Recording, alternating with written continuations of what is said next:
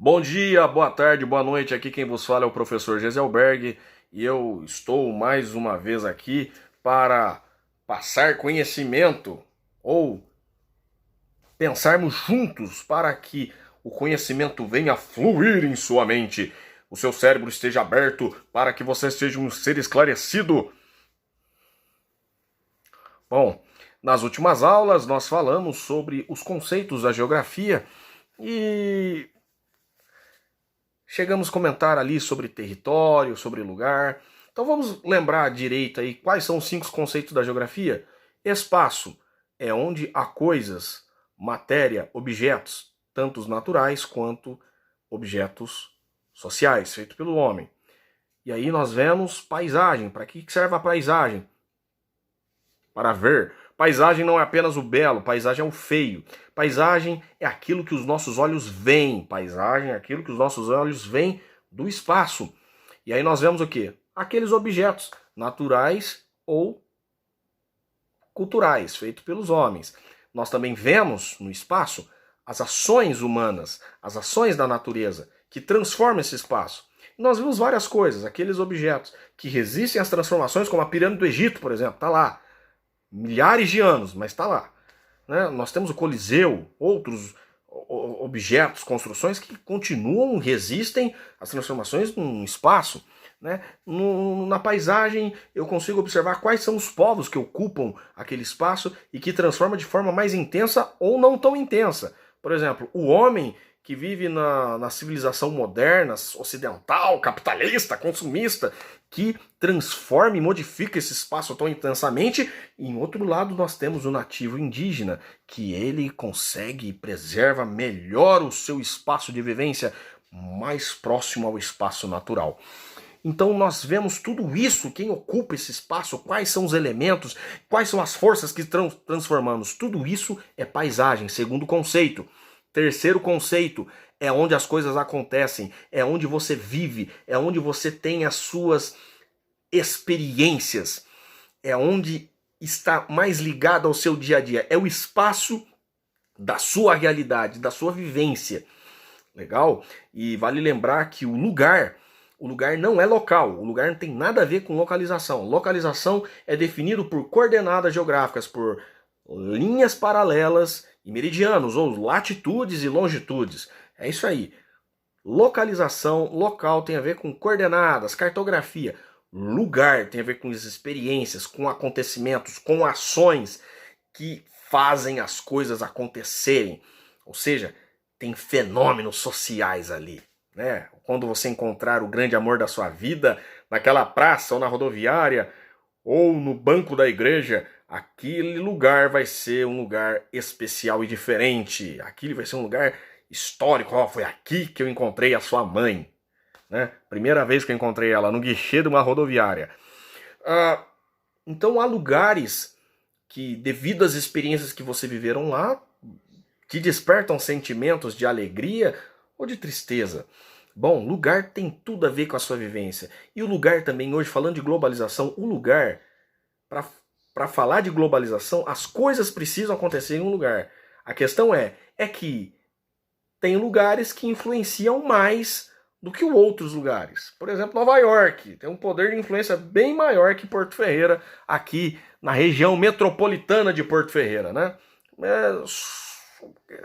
Não tem comparação com Nova York. Então nós temos várias influências culturais, linguísticas, que nós recebemos através dos meios de comunicação, das plataformas digitais, das mídias sociais, e músicas, estilos de roupa, comida, quer dizer, a gente já importou muita coisa de ideias culturais. Então os lugares fazem a globalização acontecer.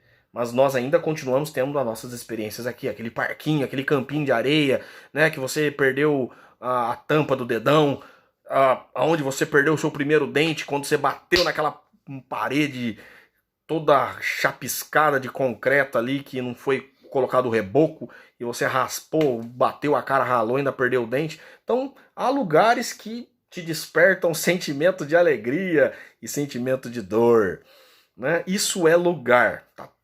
Tem tudo a ver com você. Tem tudo a ver com o sujeito, o ser humano. E entramos no conceito território. Território é espaço de poder. Território é onde o homem exerce domínio, onde ele consegue estabelecer uma relação de poder com o espaço.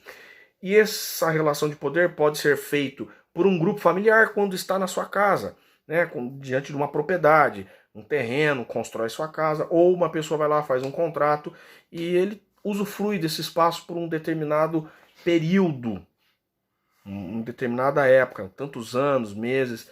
Isso é o aluguel, pessoas que moram de aluguel, mas ele está lá exercendo seu espaço de poder. Claro que por um tempo, não é dele, mas ele exerce um certo poder por um tempo naquele espaço ali, né?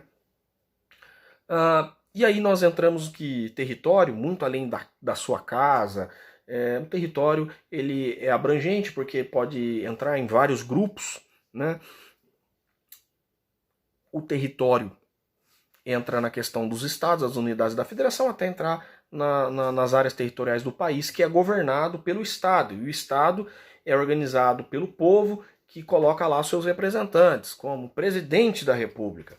Então o Estado é aquela organização administrativa, política e jurídica que administra, organiza a nossa vida. Então nós confiamos neles para administrar a nossa vida, né? A questão é que ultimamente eles não estão administrando direito a nossa vida. Bom, entramos na questão do território e finalizamos com região e regionalização. Região, regionalização. Básico, fácil, é o espaço dividido em áreas por aspectos semelhantes. Esses aspectos podem ser naturais, como vegetação, relevo, clima, e aspectos humanos, como questões, vou regionalizar o planeta por questões econômicas, questões culturais, questões socioeconômicas, níveis de desigualdade sociais, por concentração de renda, onde tem maior concentração de capital, os países mais ricos, países mais pobres. Posso regionalizar aonde estão as religiões, principais religiões.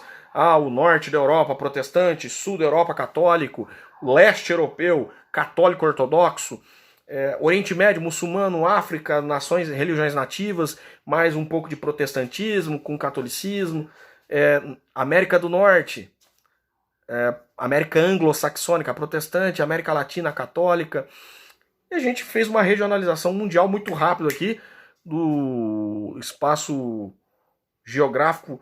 Fizemos uma regionalização mundial do espaço geográfico sobre religiões. Esqueci da Ásia, né? O extremo da Ásia. Lá tem o confucionismo, o budismo, o hinduísmo na Índia, tantas religiões na Ásia, né? E o judaísmo espalhado no mundo inteiro.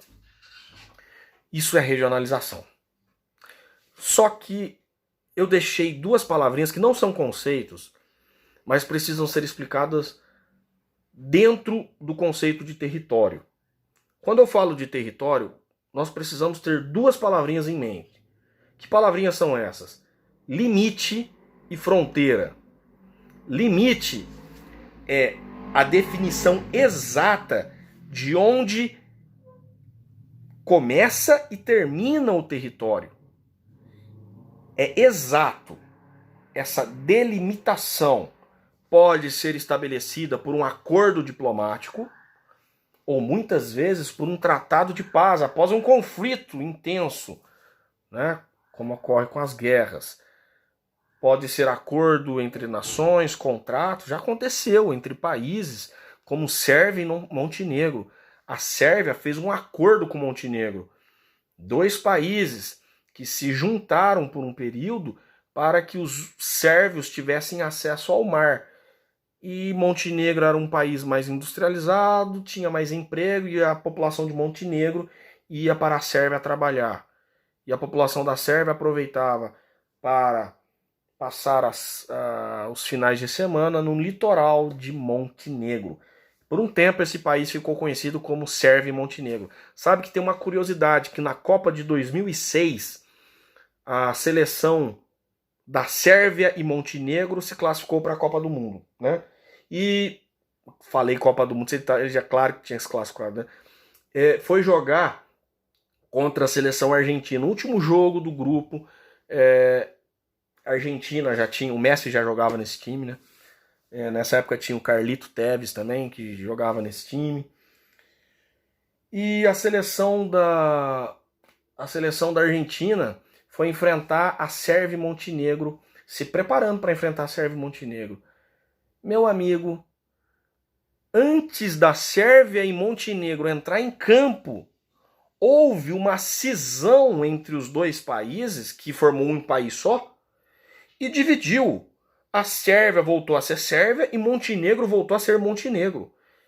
E o que aconteceu? Os jogadores não sabiam se defendia ou a Sérvia ou se defendia Montenegro. Levou de 6.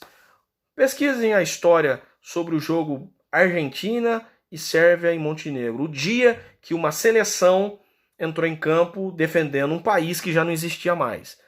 O país chamava Sérvia e Montenegro, mas antes do time entrar em campo, já havia ocorrido a cisão política e a separação dos dois países, onde a Sérvia se tornou um país Sérvia e Montenegro se tornou um país Montenegro, né? Tanto é que o Brasil enfrentou a Sérvia em 2018 aí, né? O Brasil enfrentou a Sérvia na última Copa. Sérvia, né? Porque Montenegro não mais voltou para a Copa do Mundo. Bom, então o limite é a definição exata do espaço territorial. E eu posso estabelecer o limite colocando marcos, um obelisco, uma bandeira. Eu posso colocar no meu limite um alambrado, né? Tem países que já fez isso, tem país que ainda faz isso. É o caso, o Estado de Israel, que separa a Cisjordânia e separa a faixa de Gaza com cercas e muros. Nós temos o caso do México, Estados Unidos que estabelece ali no seu limite muros alambrados, né, que estabelece ali o limite entre os dois países para evitar a imigração. Nós temos o caso de países que obedecem e respeitam ali através de demarcação natural, fronteiras naturais, limites naturais entre dois países, né? Que é o caso de um rio, uma floresta, uma montanha, né? De um lado da montanha um país, do outro lado da montanha outro país. O caso da Cordilheira dos Andes, que divide a Argentina do Chile, né? No topo de um lado você tem o Chile, do outro lado você tem a Argentina. Tem vários exemplos, e uma das as principais demarcações e limites territoriais dos estados brasileiros e até do Brasil com outros países são por rios. São por rios. A maior parte das demarcações de estados, de limites territoriais, são por rios. Mas então o que vem a ser fronteira? Qual a diferença de fronteira? Porque muitas vezes nós usamos no senso comum a mesma palavra, empregamos a palavra no mesmo sentido. Ó, se aqui é limite territorial, que é fronteira também. Não é bem assim. Fronteira, na origem da palavra, no original, fronteira vem de frente. Fronte, frente. É frente. Fronteira é frente. E a fronteira, ela não é tão delimitada, rigorosa assim, porque a fronteira, ela é mais fluida. A fronteira não é rígida, ela é fluida. A fronteira é a frente do conhecido com o desconhecido. Conhecido para você, desconhecido para você aqui, mas para o outro, conhecido é esse lado, desconhecido. Então, são os opostos que fazem frente. Essa frente, ela pode ser uma frente cultural. Quando você entra em determinado lugar e não necessariamente você chegou a atravessar o limite do território, mas você já consegue perceber que naquele espaço há uma cultura diferente da sua. Aquilo você já pode chamar de fronteira.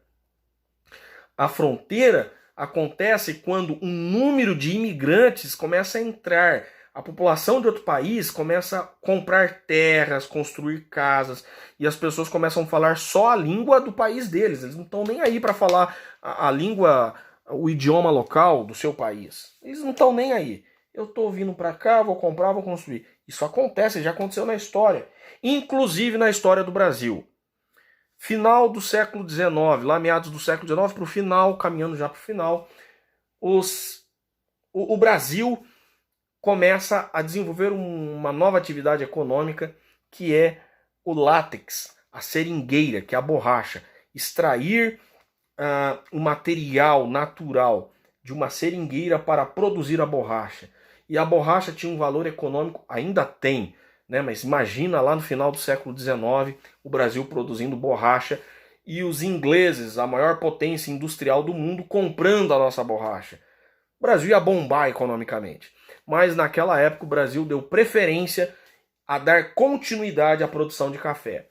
O problema da borracha é que era extraída lá no interior da floresta amazônica.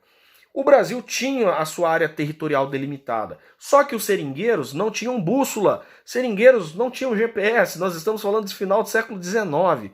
E eles passaram a ocupar e a expandir as suas atividades da seringueira dentro de áreas territoriais bolivianas. E isso, claro, deu treta, deu problema com o governo da Bolívia. Mas eles já estavam há anos explorando o material que era por direito da Bolívia, em território boliviano, mas quem ocupava eram os brasileiros. E aí tem um diplomata muito importante nessa história, que é o Barão do Rio Branco, que vai fazer o acordo diplomático com o governo boliviano. Não é à toa que a capital do Acre é Tempo, valendo R$1 milhão. A capital do Rio Branco é... Oh, não soube fazer a piada. A capital do Rio Branco é a capital do Acre, né? Perdeu o efeito aí. A capital do Acre é Rio Branco. A capital do Acre é Rio Branco. E devido à sua importância na formação do Acre, do território do Acre. O Acre ficou como território um bom período. E depois que ele foi reconhecido como estado. Tá? O Acre, só para vocês terem uma noção, é o estado mais a oeste no território brasileiro. É o último fuso horário no Brasil. Por exemplo, se agora você estiver vendo esse vídeo 8 horas da manhã, lá no Acre é 6 horas da manhã. Né? Lá no Acre é 6 horas da manhã. Eles estão 2 horas atrás de nós, devido à extremidade que eles estão do nosso território. Estão bem ao extremo oeste. Foi a última aquisição territorial do Brasil. E essa questão deixa muito claro, porque havia um limite territorial entre Brasil e Bolívia. Mas os seringueiros, eu não diria mal intencionados, os seringueiros acabaram ocupando naturalmente aquele espaço. E aí entra a questão de outros conceitos, outras definições para território, que diz que território é onde você exerce as suas atividades, é onde você realiza, trabalha, onde você tem domínio sobre o espaço. Então quem estava dominando aquele espaço mesmo eram os brasileiros e não os bolivianos, que estavam aquém. E claro que o Brasil negociou com a Bolívia, olha, tudo bem, dá essa parte aqui da Amazônia pra gente, eu te dou a outra. Então o Brasil anexa uma parte da Bolívia, a Bolívia cede essa parte que hoje é o estado do Acre, e mais ao sul a Bolívia pega uma parte que seria a antiga parte oeste do estado do Mato Grosso, né? Uma antiga parte do estado do Mato Grosso. Mas quem ganhou nessa história foi o Brasil, né? A área territorial do Brasil era muito maior. Entenderam aí a diferença entre limite e fronteira? Então, limite, uma área determinada de forma exata, é praticamente quase físico, é que determina o espaço territorial de fato. E muitas vezes, em alguns países, colocam-se muros, alambrados, em outros casos, colocam até campo minado. Isso é uma parte triste da história. Em muitos conflitos aconteceu isso. Mas fronteira é a frente do conhecido com o desconhecido. É onde é a expansão. Já viu falar de fronteira agrícola? Fronteira agrícola, esse termo, fronteira agrícola. Por quê? A fronteira agrícola lá na região norte do Brasil. Quer dizer, a fronteira da soja. A fronteira agrícola com soja e pecuária.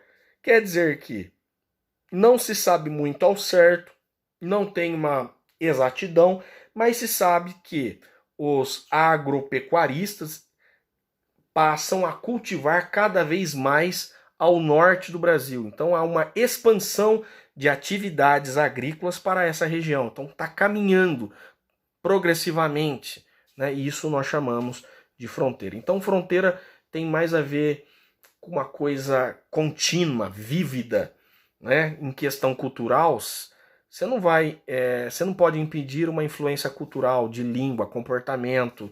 Você não pode impedir, no caso, a intenção de um empresário do campo querer expandir por um lado, né? Uma palavra que poderia ser usada para fronteira, né? Poderia ser fronteiras climáticas, mas aí já nós não usamos fronteiras, nós usamos a palavra frente, né? Que é o caso frente fria, que vai chegar aí nesses invernos. Ah, frente fria, né?